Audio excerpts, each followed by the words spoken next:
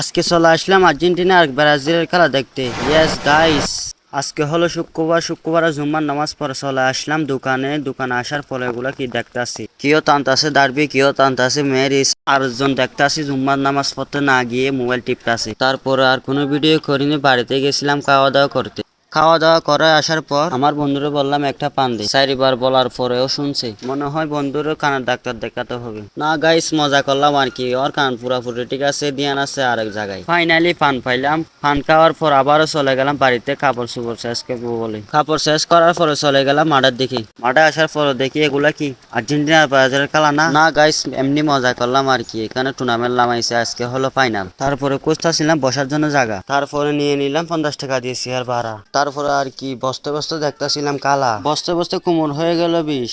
কিন্তু দুঃখের বিষয় গোল হলো না একটাও, খেলা চলে গেল পেনাল্টি। আমরা পেনাল্টির দেখি, তোমরা সাবস্ক্রাইব করতে থাকো।